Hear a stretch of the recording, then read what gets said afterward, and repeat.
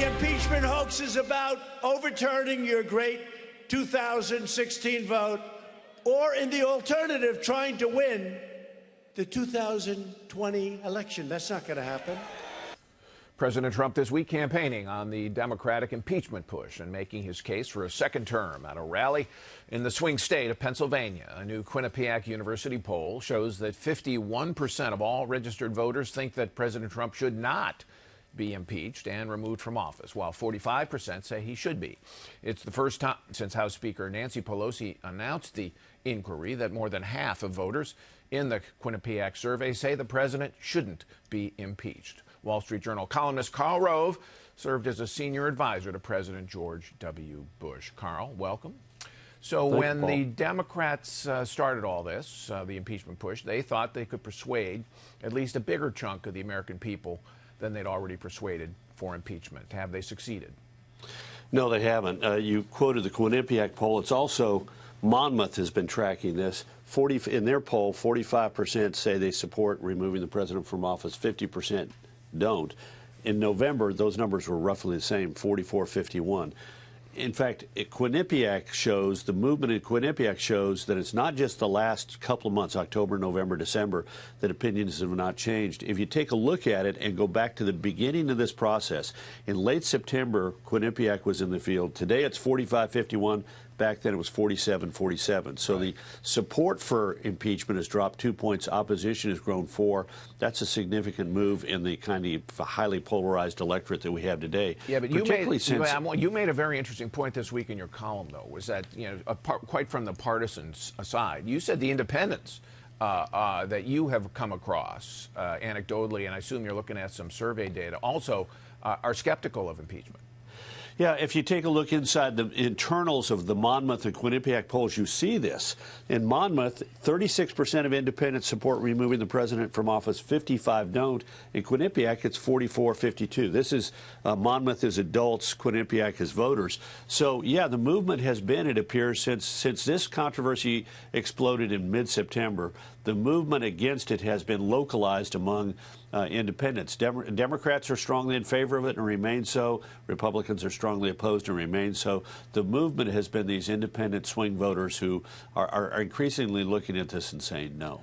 So the people on the hot seat now will be, after the Judiciary Committee has voted to impeach, it goes to the floor. The people who are got to make a tough call are the Democrats who won Trump majority seats in 2018. I mean, what's your advice to them?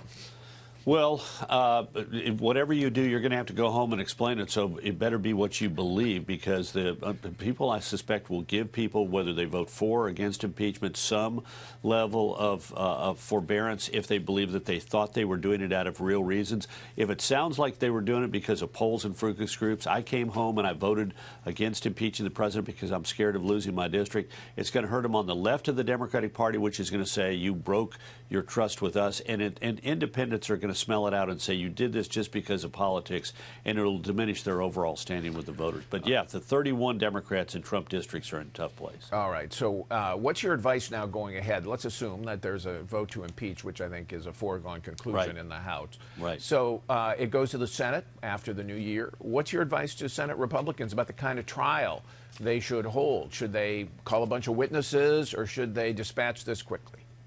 Well, I think they ought not to do either, but they should lean towards the latter. That is to do this sober, do this respectful, do this with decorum, get it done relatively quickly, but not so fast that it looks like you're just dismissing it with your hand. But on the other hand, I'm not attracted to the idea of calling a bunch of extraneous witnesses. We don't need to hear from Hunter Biden. We already know everything about Hunter Biden. He was put on a board for one simple reason. He was the son of the Vice President of the United States. We don't need to call Joe Biden. We know what his problem was. He was tone deaf. He was ignorant and blind to the appearance of impropriety of his son being on a board of a Ukrainian company while he's lecturing the Ukrainian government on corruption. So these things don't need to be established. They're out there. But Republicans, in my opinion, ought to do the right thing, which is, in my opinion, sober, reflective, go through the issue, maybe take a week or two, maybe take 10 days. But yes, we know how this drama is going to end. All right. So let's look ahead. And this is speculative. But there's some people who say, you know what? this is just going to be forgotten by November of 2018. Nobody is going to think about it with Donald Trump, who will be our first impeached president to run for re-election, and it's not going to matter. What do you think? I think it's going to sort of reverberate through the balance of the campaign, but we don't know exactly how. I think it's good. We will see a Kavanaugh effect.